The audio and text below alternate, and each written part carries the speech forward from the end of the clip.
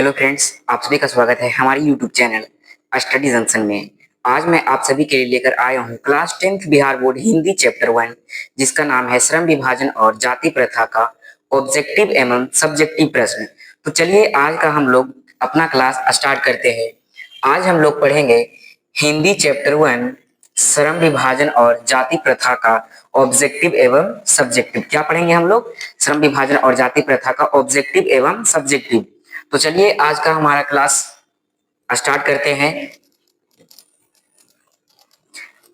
और इसी के साथ यह वीडियो आपको अच्छा लगे तो प्लीज हमारे यूट्यूब चैनल स्टडी जंक्शन को सब्सक्राइब जरूर कर लीजिएगा और इस वीडियो को पूरा देख लीजिए। आपको हिंदी चैप्टर 1 श्रम विभाजन और जाति प्रथा से एक भी प्रश्न का कोई प्रॉब्लम नहीं आने वाला है।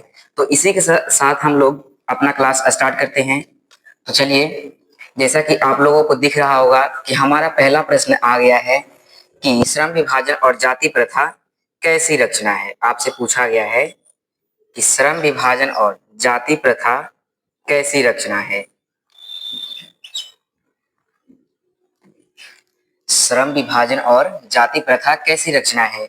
जैसे कि अगर आप किसी भी कहानी को पढ़ते हैं तो वह कहानी के रूप में लिखा हुआ होता है, उसी तरह श्रम विभाजन और जाति प्रथा जो है यह पाठ एक प्रकार का निबंध है। क्या है?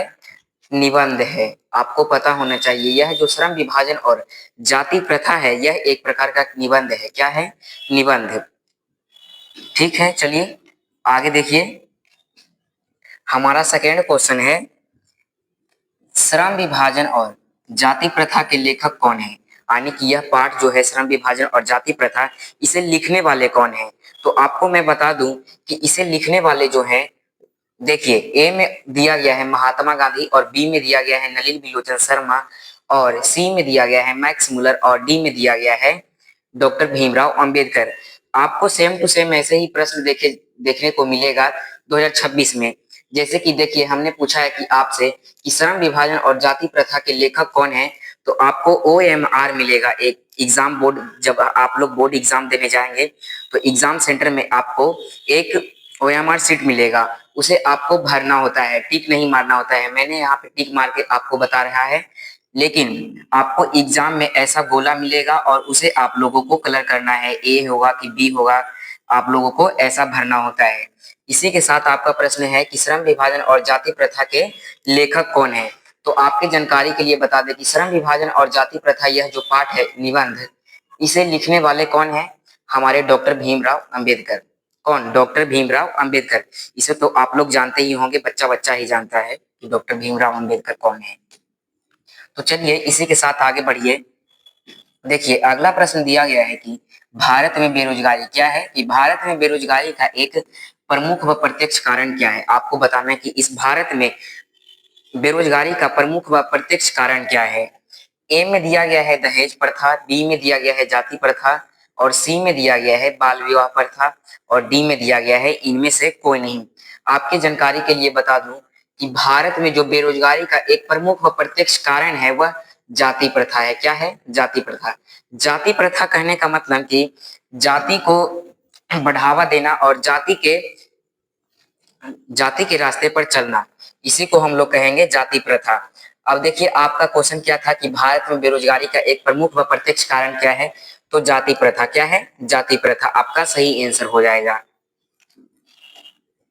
अगला प्रश्न है श्रम विभाजन और जाति प्रथा पाठ बाबा साहेब। बाबा साहेब तो आप लोगों को पता होगा कि डॉक्टर भीमराव अंबेडकर को बोला जाता है बाबा साहेब।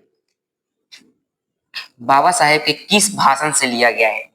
क्या किस भाषण से संपादित अंश है या फिर संपादित या फिर भाषण लिया गया है?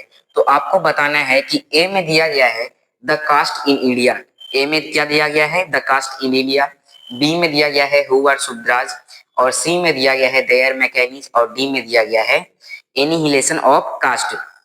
आपसे पूछा यह गया है कि श्रम विभाजन और जाति प्रथा, यानी कि यह जो हम चैप्टर पढ़ रहे हैं श्रम विभाजन और जाति प्रथा, यह बाबा साहेब डॉक्टर भीमराव अंबेडकर के किस भाषण से लिया गया है? तो आपको बताना है एनिहिलेशन ऑफ कास्ट से।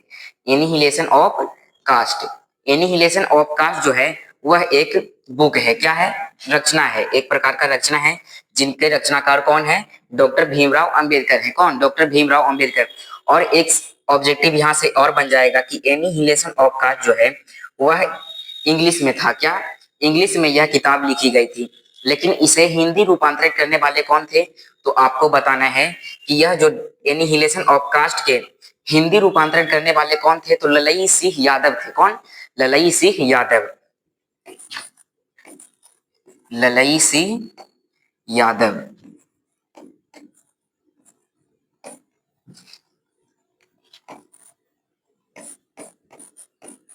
ललई सिंह यादव जो हैं इनके हिंदी रूपांतरण थे।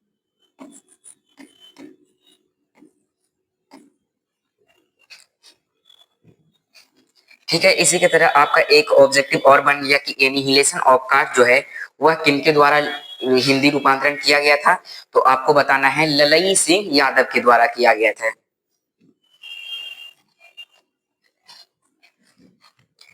अब अगला प्रश्न है, भारत में बेरोजगारी का प्रमुख कारण क्या है।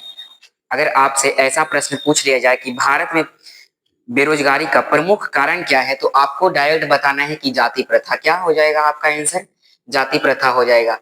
देखिए, यह जो भारत है, भारत देश में बेरोजगारी है, बहुत सारा बेरोजगारी है, वह उसका प्रमुख कारण जो है वह मुख्य कारण हो जाएगा जाति प्रथा हो जाएगा। क्या, जाति प्रथा।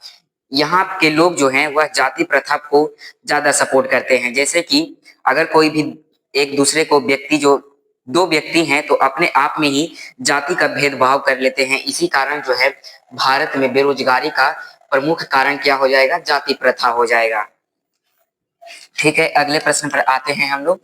देखिए, अगला प्रश्न कहा गया है आपसे 6ठा नंबर कि भीमराव अंबेडकर का जन्म कब हुआ है। आपसे क्या पूछा गया है कि भीमराव अंबेडकर का जन्म कब हुआ है। किसी का जन्म होता है, जन्मदिन मनाया जाता है, तो वही जन्म होता है जन्म डेट। आपको बताना है डेट ऑफ बर्थ। इनका डेट ऑफ बर्थ कब था, 14 अप्रैल 1891 आपका सही आंसर हो जाएगा। अगर आपसे पूछ लिया जाए कि भीमराव अंबेडकर जो है वह उनका जन्म कब हुआ है, तो आपको डायरेक्ट बताना है कि 14 अप्रैल 1891 में डॉक्टर भीमराव अंबेडकर का जन्म हुआ था। यहाँ से एक ऑब्जेक्टिव आप लोग एक और तैयार कर सकते हैं कि इनका मृत्यु कब हुआ था, निधन, निधन कहिए या फिर मृत्यु कहिए, इनका मृत्यु कब हुआ था। अगर आपसे पूछ लिया जाए कि भीमराव अंबेडकर का मृत्यु कब हुआ, तो आपको बताना है कि 6 दिसंबर कब, 6 दिसंबर 1956, 6 दिसंबर 1956 ईस्वी में इनका मृत्यु हुआ था। और पूछा जाए कि कहाँ हुआ था, तो दिल्ली में हुआ था। कहाँ, दिल्ली में इनका मृत्यु हुआ था। मृत्यु कब हुआ था, 6 दिसंबर 1956 ईस्वी में। और मरे, इनका मृत्यु जो हुआ था, मृत्यु कहाँ हुआ था, दिल्ली में हुआ था। कहाँ, दिल्ली में।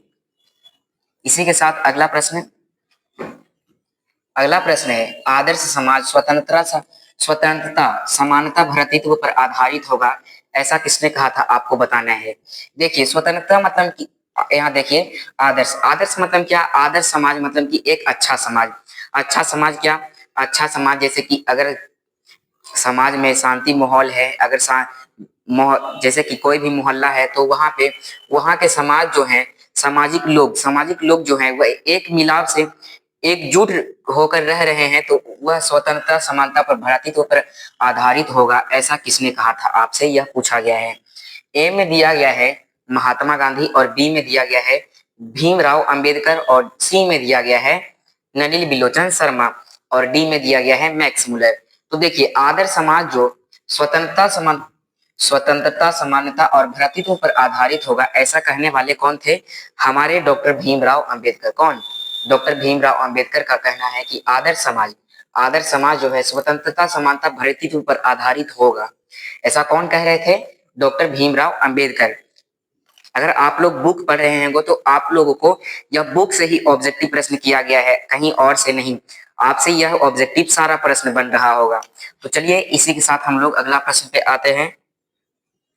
अगला प्रश्न है 8 नंबर कि मानव मुक्ति के प्रोधा किसे कहा जाता है।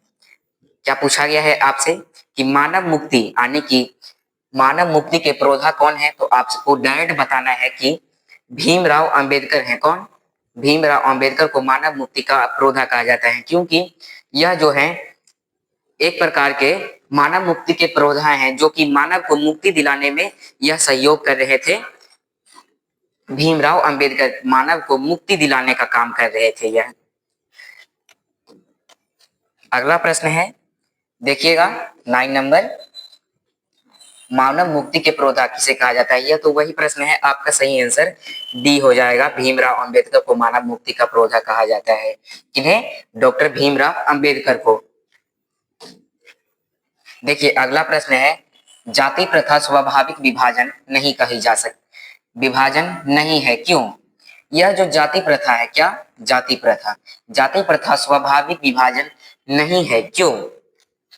ए में दिया गया है भेदभाव के कारण, बी में दिया गया है शोषण के कारण, और सी में दिया गया है गरीबी के कारण, और डी में दिया गया है रुचि पर आधारित नहीं होने के कारण। तो अगर आपसे पूछा जाए कि जाति प्रथा जो है वह स्वाभाविक विभाजन नहीं है, क्यों? तो आपको डायरेक्ट बताना है कि यह जो है रुचि पर आधारित नहीं होने के कारण जाति प्रथा को स्वाभाविक विभाजन नहीं कहा जा सकता है।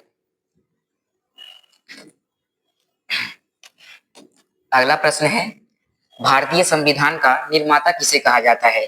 अगर आपसे ऐसा प्रश्न पूछा जाए कि भारतीय संविधान, यह जो भारत का संविधान है, यह इनका डॉक्टर भीमराव अंबेडकर जो थे वह भारत के संविधान लिखने में बहुत ज्यादा समर्थन किए थे, इसलिए आपसे पूछा गया है कि भारतीय संविधान का निर्माता किसे कहा जाता है, तो आपको बताना है भीमराव अंबेडकर। आपका सही आंसर ए हो जाएगा। क्या हो जाएगा? भीमराव अंबेडकर जो है वह भारतीय संविधान का निर्माता है। ठीक ना? इसी के साथ हम लोग अगले प्रश्न पर चलते हैं। देखिए अगला प्रश्न है, भीमराव अंबेडकर का जन्म किस राज्य में हुआ था? जैसे कि अगर आप लोग कहीं भी किसी राज्य से हैं तो आपका जन्म किसी न किसी राज्य में हुआ था। इसी के साथ हमारे डॉक्टर भीमराव अंबेडकर जो है उनका भी किसी राज्य में जन्म हुआ था। तो आपको बताना है, ए में दिया गया है बिहार में, बी में दिया गया है उत्तर प्रदेश में, और सी में दिया गया है मध्य प्रदेश में, और डी में दिया गया है इनमें से कोई नहीं। तो आपको बताना है कि भीमराव अंबेडकर का जन्म जो हुआ है वह मध्य प्रदेश में हुआ है। कहाँ हुआ है? मध्य प्रदेश में। अगर जन्म स्थान की बात करें तो गांव, जैसे कि अगर कोई भी जन्म स्थान होता है तो वह महू मध्य प्रदेश हो जाएगा। क्या? महू मध्य प्रदेश। आपका सही आंसर हो जाएगा महू मध्य प्रदेश। महू जो है इनका स्थान है जन्म लेने का, और यह जो राज्य है यह मध्य प्रदेश है। कहाँ? मध्य प्रदेश। आपका सही आंसर हो जाएगा मध्य प्रदेश।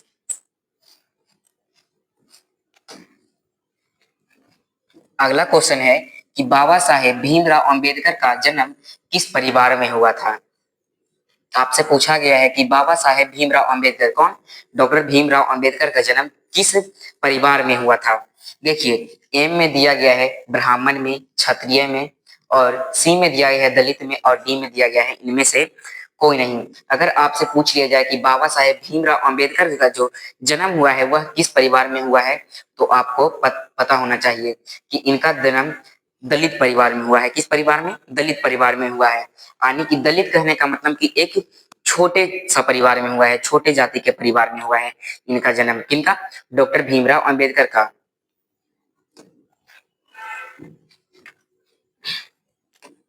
देखिए 14 नंबर प्रश्न है कि भीमराव अंबेडकर के चिंतन एवं रचनात्मक के प्रेरक व्यक्ति कौन थे?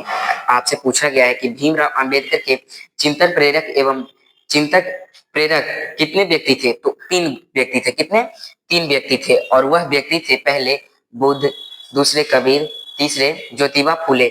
आपका सही आंसर जो है वह इनमें से सभी हो जाएगा। क्या हो जाएगा? इनमें से सभी।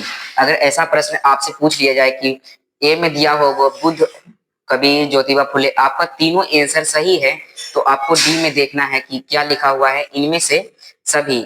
इनमें से सभी। आपका सही आंसर डी हो जाएगा, इनमें से सभी। कौन कौन थे भीमराव अंबेडकर के चिंतन एवं रचनात्मक के प्रेरक व्यक्ति? तो आपको बताना है बुद्ध, कबीर, ज्योतिबा फुले, इनमें से सभी व्यक्ति जो हैं वह भीमराव अंबेडकर के प्रमुख व्यक्ति थे। इसी के साथ अगले प्रश्न पर आते हैं। देखिए अगला प्रश्न कह रहा है, किसे बाबा साहेब के नाम से जाना जाता है? अभी मैंने बताया था कि डॉक्टर भीमराव अंबेडकर जो है उन्हें बाबा साहेब के नाम से जाना जाता है। किन्हें? डॉक्टर भीमराव अंबेडकर को। ए में अगर ऑप्शन दिया रहेगा कि महात्मा गांधी का, बी में है रामविलास शर्मा का, और सी में दिया गया है भीमराव अंबेडकर, और डी में दिया गया है अमरकांत को। तो देखिए, बाबा साहेब के नाम से जो डॉक्टर भीमराव अंबेडकर हैं उन्हें पुकारा जाता है। किस नाम से? बाबा साहेब के नाम से पुकारा जाता है भीमराव अंबेडकर को। ठीक है, इसी की तरह अगले प्रश्न पर आते हैं। अगला प्रश्न है कि भीमराव अंबेडकर किसके प्रोत्साहन पर उच्चतर शिक्षा प्राप्त करने के लिए न्यूयॉर्क गए थे? क्या आपसे पूछा गया है कि डॉक्टर भीमराव अंबेडकर, इस पाठ के जो लेखक हैं डॉक्टर भीमराव अंबेडकर, वह जो है वह किसके प्रोत्साहन पर उच्चतर शिक्षा आने की, आगे की शिक्षा, वह जैसे कि प्राथमिक विद्यालय से कोई निकल कर आगे भी पढ़ना जाता है, जैसे कि मैट्रिक इंटर कर लिया, उसके बाद आगे की पढ़ाई, आगे कुछ तैयारी करने के लिए, कुछ आगे सोचने के लिए, आगे पढ़ने के लिए, वह जो है वह कहाँ गए थे, किसके प्रोत्साहन पर गए थे? तो आपको पता होना चाहिए, यह अन्य विदेश गए थे पढ़ने के लिए, उच्चतर शिक्षा प्राप्त करने के लिए। किसके लिए शिक्षा प्राप्त करने के लिए गए थे? और किसके प्रोत्साहन पर पूछा जाए तो बड़ौदा नरेश। क्या आपका सही आंसर हो जाएगा? बड़ौदा नरेश आपका सही आंसर हो जाएगा। बड़ौदा नरेश जो है वह उनके प्रोत्साहन पर डॉक्टर भीमराव अंबेडकर जो है वह उच्चतर शिक्षा प्राप्त करने के लिए न्यूयॉर्क गए थे। कहाँ? न्यूयॉर्क गए थे। अगला प्रश्न है कि हु आर शुद्राज किनकी रचना है? देखिए, आपको तो पता ही है कि डॉक्टर भीमराव अंबेडकर ने बहुत सारी रचना किए थे। क्या किए थे? बहुत सारी रचना है उनकी, और उसी से एक क्वेश्चन दिया गया है कि हु आर शुद्राज किनकी रचना है? क्या भीमराव अंबेडकर की है, या फिर नलिनी बिलोचन शर्मा की है, या फिर मैक्स मुलर की है, या फिर अमरकांत की है? कौन है? हु आर शुद्राज किनकी रचना है? तो आपको डायरेक्ट बताना है कि हु आर शुद्राज जो है वह किनकी रचना है। आपसे एग्जाम में पूछा जाता है, इसे याद रखिएगा कि भीमराव अंबेडकर की रचना है कौन? Who are Shudras. अगला प्रश्न है कि आपसे पूछा गया है कि द अनटचेबल्स क्या है? द अनटचेबल्स किनकी रचना है? उसमें पूछा गया था कि हु आर शुद्राज किनकी रचना है, तो हमने बताया डॉक्टर भीमराव अंबेडकर की। अब आपको बताना है कि द अनटचेबल्स, क्या द अनटचेबल्स किनकी रचना है? भीमराव अंबेडकर की, नलिनी बिलोचन शर्मा की, मैक्स मुलर की, या फिर अमरकांत की? तो अगर आपसे पूछ लिया जाए कि द अनटचेबल्स किनकी रचना है, तो आपको डायरेक्ट बताना है आंख बंद करके कि डॉक्टर भीमराव अंबेडकर की रचना है कौन? The untouchables. इसी प्रकार से बहुत सारे इनकी रचना है, उसे भी आप लोग याद रखिएगा। कहीं ना कहीं से प्रश्न पूछ लिया जाता है, लेकिन ज्यादा पूछा जाता है एनिहिलेशन ऑफ कास्ट से। देखिए, एनिहिलेशन ऑफ कास्ट से क्या पूछा जाएगा कि बताइए, एनिहिलेशन ऑफ कास्ट से किन को हिंदी रूपांतरण किसने किया था? तो आपको मैंने बताया कि ललई सी यादव। क्या हो जाएगा? ललई सी यादव ने हिंदी रूपांतरण किया था किसका? सॉरी, एनिहिलेशन ऑफ कास्ट रचना का। आगे देखिए, आगे हमने देख लिया कि ऑब्जेक्टिव प्रश्न हम लोगों ने कर लिया। अब उसी के साथ हम लोग लघु उत्तरीय प्रश्न को देखते हैं। किसे? लघु उत्तरीय प्रश्न पर चलते हैं। तो चलिए, इसी के साथ आपको हम गुजारिश करते हैं कि आप लोगों को इस क्लास में बहुत ही मजा आ रहा होगा, और इसी के साथ हम लोग लघु उत्तरीय प्रश्न को देखते हैं। किसे? लघु उत्तरीय प्रश्न को। तो चलिए स्टार्ट करते हैं। देखिए, पहला नंबर में दिया गया है कि अंबेडकर के अनुसार जाति प्रथा के पोषक उसके पक्ष में क्या तर्क देते हैं? क्या आपसे पूछा गया है कि अंबेडकर के अनुसार, कौन? डॉक्टर भीमराव अंबेडकर की बोलो, उनके अनुसार जो जाति प्रथा, क्या जाति प्रथा के पोषक उसके पक्ष में क्या तर्क देते हैं? बस इतना सा सवाल है। अगर आपसे पूछा जाए कि अंबेडकर के अनुसार जाति प्रथा के पोषक उसके पक्ष में क्या तर्क देते हैं, तो आपको लिखना है कि अंबेडकर के अनुसार क्या?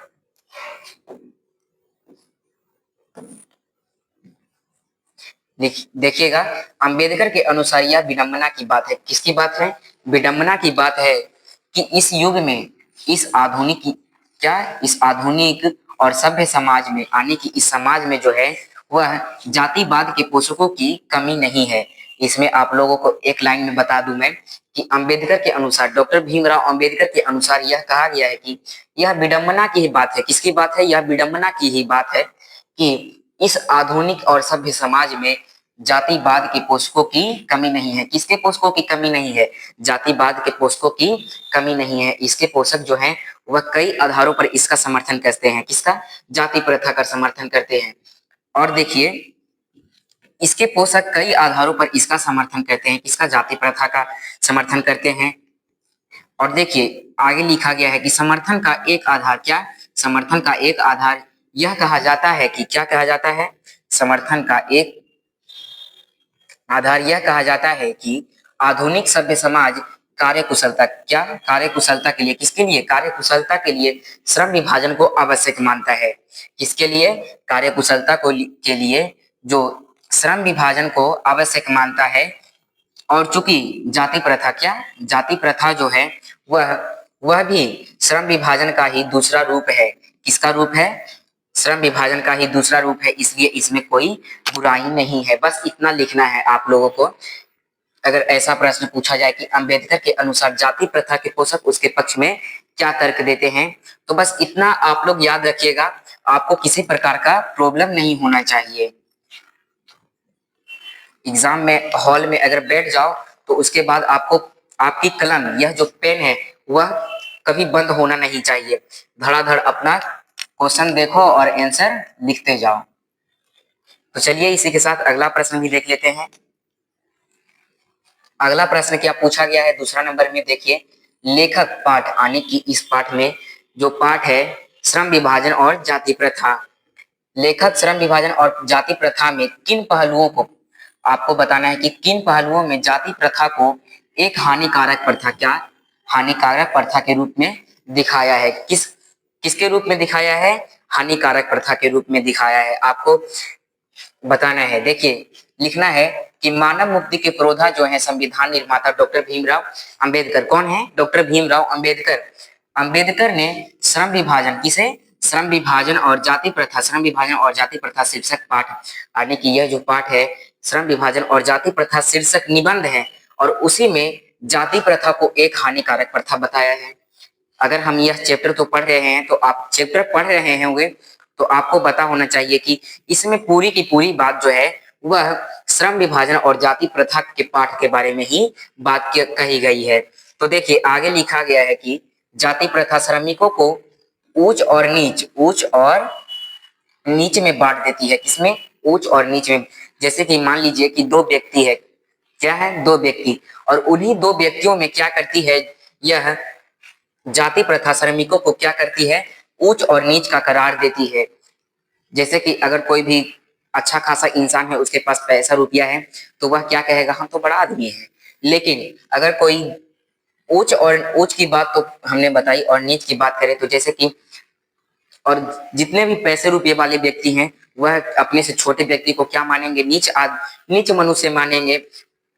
उसी की तरह आपको कहा गया है कि जाति प्रथा श्रमिकों को ऊंच और नीच में बांट देती है। आगे देखिए क्या लिखा गया है कि जाति प्रथा पेशा चयन, क्या? पेशा चयन की स्वतंत्रता का गला घोट देती है। यानी कि यह जो जाति प्रथा है, जाति प्रथा में कहा जाता है कि आप अपनी पेशा का चयन खुद से नहीं कर सकते हैं।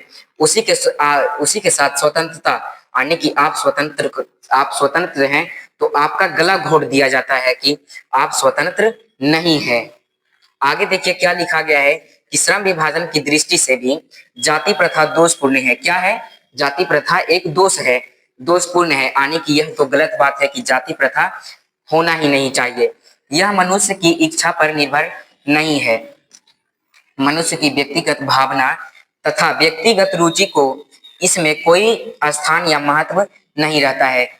क्या अगला लाइन में लिखा गया है कि जाति प्रथा दोषपूर्ण है, यह जो है मनुष्य की इच्छा पर निर्भर नहीं करती है। यानी कि अगर मनुष्य कोई इच्छा रखता है कि किसी प्रकार का, जैसे कि हमने अगर चैप्टर पढ़ा होगा तो आप लोगों को मालूम होगा कि जैसे कि कोई एक व्यक्ति है तो वह जिस जाति के रूप में जन्म लिया है, जैसे कि उसका माँ के पेट में ही क्या कहा जाता है, गर्भधारण में ही कह दिया जाता है कि यह लोहार जाति के मोहल्ला में पैदा हुआ है, तो लोहार जाति का ही काम करेगा। जैसे कि लोहार में जन्म लिया है तो क्या करेगा? ठोक पेट का काम करेगा, हसुआ पचाएगा और बड़ा बड़ा जैसे कि लोहा का ही काम करेगा। उसे और दूसरा इच्छा पर निर्भर नहीं रहना पड़ता था। उसे कहा जाता था कि जिस जाति में तुम जन्म लिया है उसी जाति का कार्य चयन करो, ठीक ना। उसके बाद क्या कहे थे हमने कि मनुष्य की व्यक्तिगत भावना, यानी कि मनुष्य की जो भावना होती है उसे नष्ट कर दिया जाता है कि तुम जो है अपना कोई अपना इच्छा पूर्ण काम नहीं कर सकते हो। व्यक्तिगत रुचि पर इसमें क्या होता है, स्थान या महत्व नहीं दिया जाता है। किसके किसे व्यक्ति को नहीं दिया जाता है कि, तथा इसमें लिखा गया है कि व्यक्तिगत रुचि का इसमें कोई स्थान या महत्व नहीं रहता है। आगे देखिए क्या लिखा गया है कि आर्थिक पहलू से भी जाति प्रथा हानिकारक है। क्या है, आर्थिक पहलू से जाति प्रथा एक प्रकार की क्या है, हानिकारक प्रथा है। आपको तो डायरेक्ट मैंने बताया कि जो जाति प्रथा है वह एक हानिकारक प्रथा है, डायरेक्ट समझ लीजिएगा।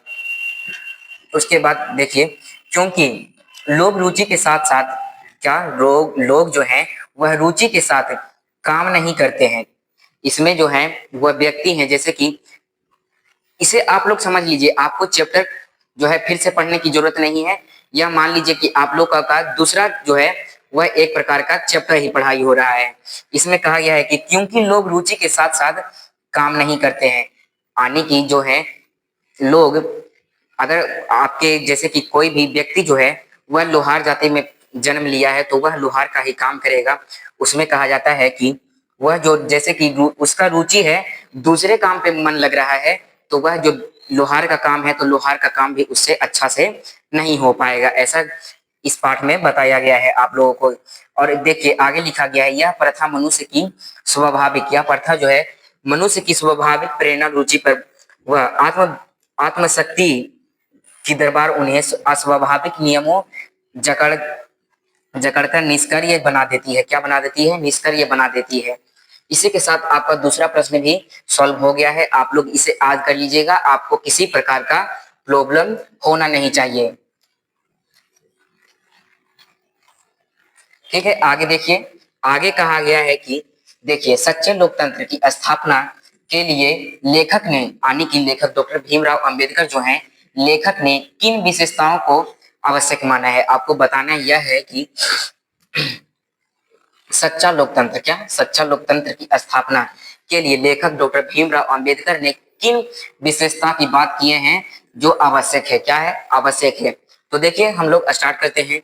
देखिए कहा गया है कि भीमराव अंबेडकर जो है उनका मानना है डॉक्टर भीमराव अंबेडकर का मानना है कि सच्चा लोकतंत्र स्वतंत्रता, समानता, भ्रातृत्व पर आधारित होना चाहिए। किस पर, स्वतंत्रता, समानता और भ्रातृत्व पर आधारित होना चाहिए।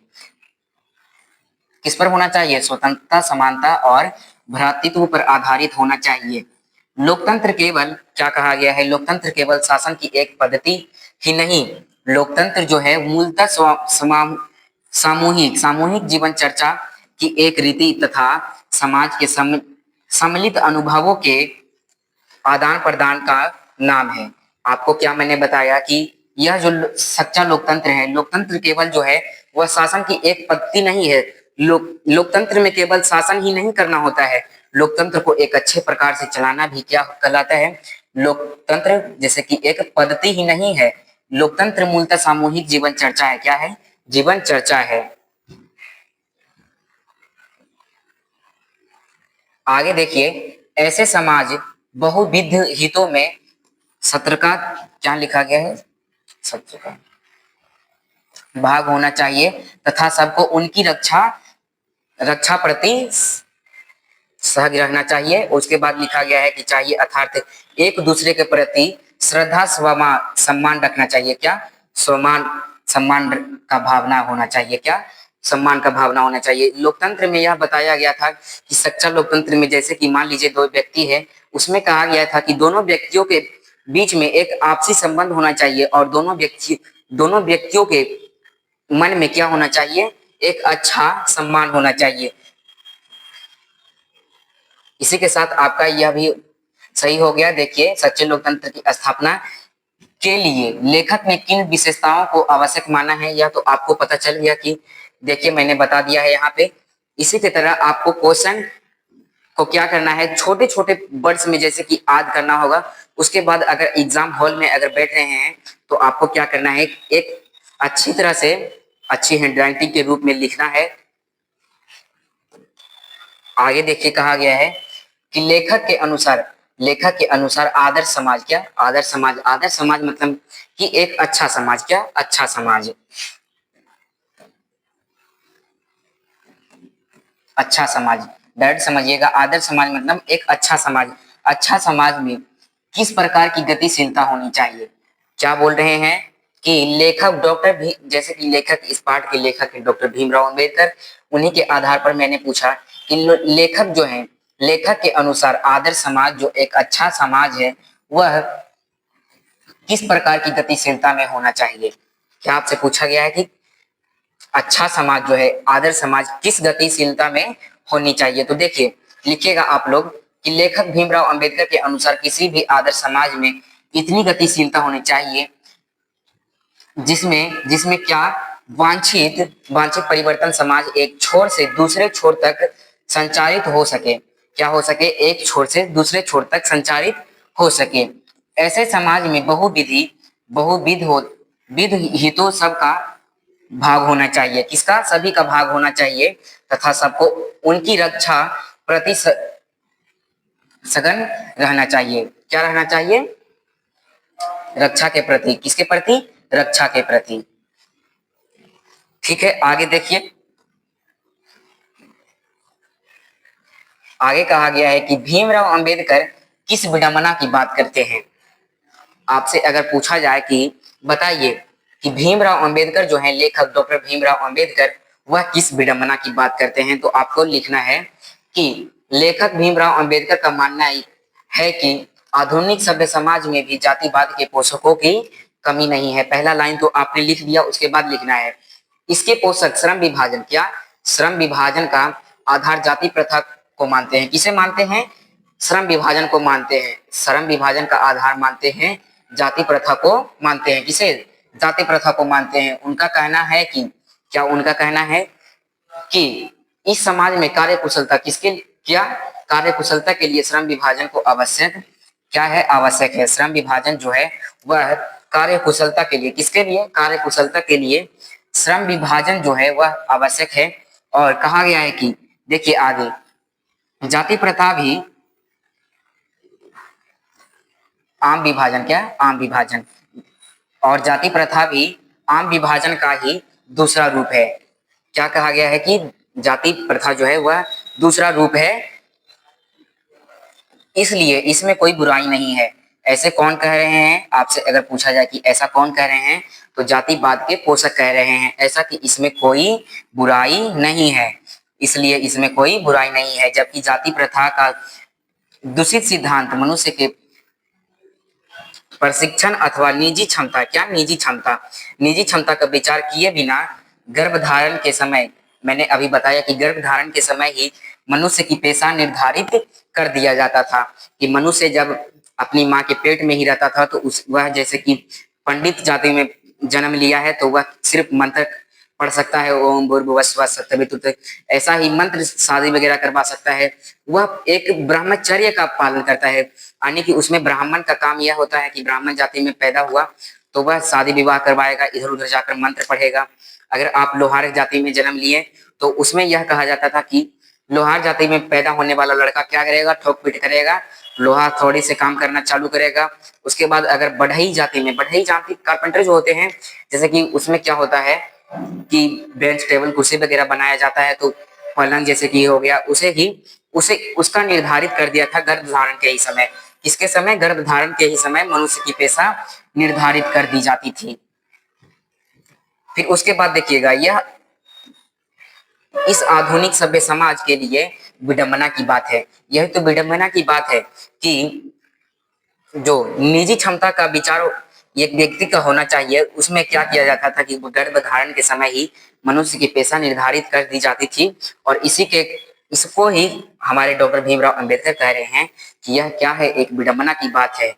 ठीक है, यहाँ आपका इतना प्रश्न सॉल्व हो गया। ठीक है, आगे देखिए, अगला देखिए क्या कह रहा है। कुशल व्यक्ति, क्या कुशल व्यक्ति या सक्षम व्यक्ति समाज का निर्माण करने के लिए क्या आवश्यक है? क्या आपसे पूछा गया है कि कुशल व्यक्ति जो सक्षम व्यक्ति यानी कि एक प्रकार का समझ लीजिए कि अच्छा श्रमिक समाज निर्माण करने के लिए क्या आवश्यक है? आपसे इतना प्रश्न पूछा गया है तो आपको क्या लिखना है कि देखिए, कुशल व्यक्ति या सक्षम व्यक्ति यानी कि एक अच्छा व्यक्ति श्रमिक समाज का निर्माण करने के लिए क्या करने के लिए यह आवश्यक है? क्या है? यह आवश्यक है कि हम व्यक्ति को जैसे कि हम बहुत सारे व्यक्तियों हैं तो उसे व्यक्तियों को क्षमता इस सीमा तक होनी चाहिए, किस सीमा तक, इस सीमा तक विकसित होनी चाहिए कि जिससे वह अपनी जो अपना पेशा जो है खुद से निर्धारित कर सकता है। वह अपना पेशा अपने पेशे या कार्य का चुनाव निजी क्षमता और योग्यता के आधार पर कर सके, यानी कि एक व्यक्ति को उस पर इतना जोर नहीं डाला जाए कि वह जो है अपना पेशा खुद से चयन नहीं कर पाए।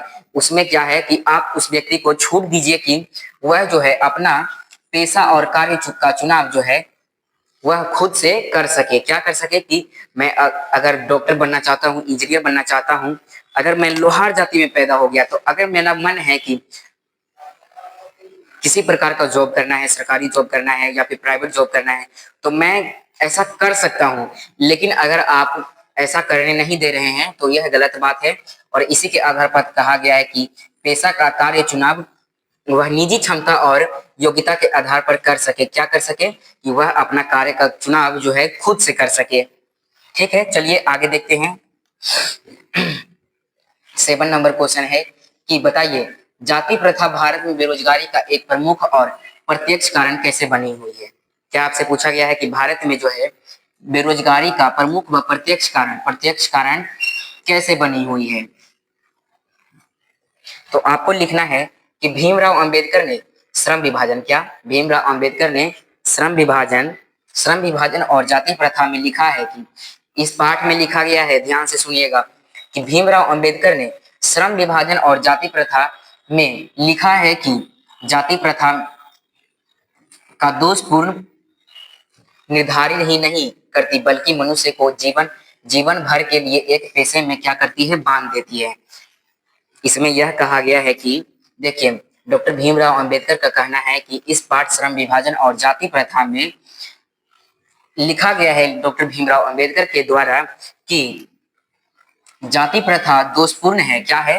एक दोष है। उसी के आधार पर कहा गया है कि निर्धारित यही नहीं करती बल्कि मनुष्य को जीवन भर के लिए एक पेशा में बांध देती है। जैसे कि अगर मैंने बताया था कि कोई अगर बढ़ई जाति में पैदा हुआ है तो वह एक उसका निर्धारित कर दिया जाता था कि तुम इस जाति में पैदा हुए हो तो इसी जाति का कार्य कर सकते हो, ठीक ना। और इसके साथ तुम्हें एक दूसरे प्रकार का कार्य चुनाव नहीं दिया जाता था। यही कहा गया है इस प्रश्न में। और देखिए, पहले ही पेशा अनुपयुक्त या फिर अपर्याप्त होने के कारण भूखों क्या हो जाए, वह भूखे मर जाए। क्या हो जाए कि उसे अगर कोई अच्छा काम नहीं मिल रहा है, वह कोई दूसरा काम नहीं कर सकता है, तो वह जैसे कि कोई काम कर रहा है वहां पे किसी भी गांव में, मान लीजिए कि एक गांव है और उस गांव में ढेर सारे नाई हैं और दूसरा व्यक्ति भी नाई है, तो क्या सभी का काम हो पाएगा? सभी का पैसा मिल पाएगा कि लाओ भाई हमें पैसा चाहिए तो मैं तुम्हारा बाल काट दे रहा हूँ? ऐसा हो ही नहीं सकता, क्योंकि उस गांव में जो है ढेर सारे नाई हैं। ऐसा नहीं हो सकता है। लेकिन उसके बाद देखिए, प्रतिकूल परिस्थितियों में भी मनुष्य को अपना पेशा बदलने की स्वतंत्रता ना हो तो क्या भूखे मरने के लिए यहाँ पे हो जाएगा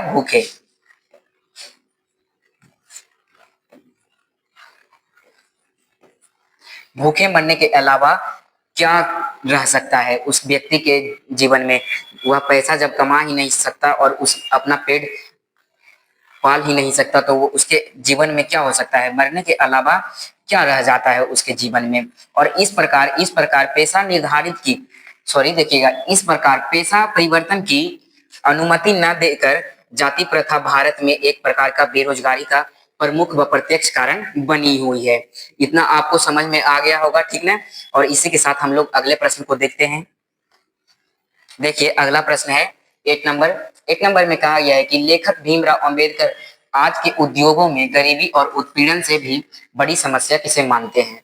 क्या आपसे पूछा गया है कि लेखक जो डॉक्टर भीमराव अंबेडकर हैं वह आज के उद्योग धंधों से भी उत्पीड़न मतलब कि क्या, एक कष्टदायी जीवन, जैसे कि कष्ट क्या है, कष्ट से बड़ी समस्या क्या है आपको बताना है, किसे मानते हैं वह। तो लिखना है आपको, लेखक भीमराव अंबेडकर आज के उद्योगों में गरीबी और उत्पीड़न से भी बड़ी समस्या किसे मानते हैं, जाति प्रथा को मानते हैं। आप लोगों को मैंने पहले ही बताया था कि जाति प्रथा को जो है डॉक्टर भीमराव अंबेडकर वह जो है गरीबी और उत्पीड़न से भी बड़ी समस्या किसे मानते हैं, जाति प्रथा को मानते हैं। जाति प्रथा द्वारा क्या लिखा गया है, जाति प्रथा द्वारा श्रम विभाजन को मानते हैं, किसे, श्रम विभाजन को मानते हैं डॉक्टर भीमराव अंबेडकर। आज के उद्योग और गरीबी से भी उत्पीड़न बड़ी समस्या है क्या, जाति प्रथा। क्योंकि बहुत से लोग क्या, क्योंकि बहुत से लोग निर्धारित कार्य को अरुचि के साथ केवल विश्वताप से, क्या लिखा गया है, विश्वताप करते हैं कि जिसमें, यहाँ पे लिखा गया है जिससे मनुष्य के टालू काम, जिस काम वह जो व्यक्ति है वह काम नहीं कर पा रहा है तो वो उस काम को टालने के लिए अलावा क्या हो सकता है कि मैं यह काम नहीं कर पाऊंगा।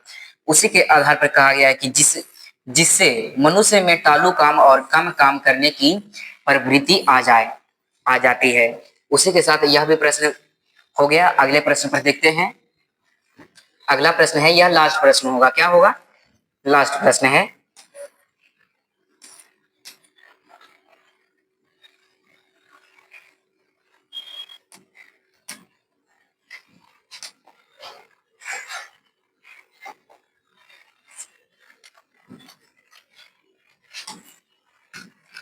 लास्ट प्रश्न है, इसे देख लीजिएगा आप लोग।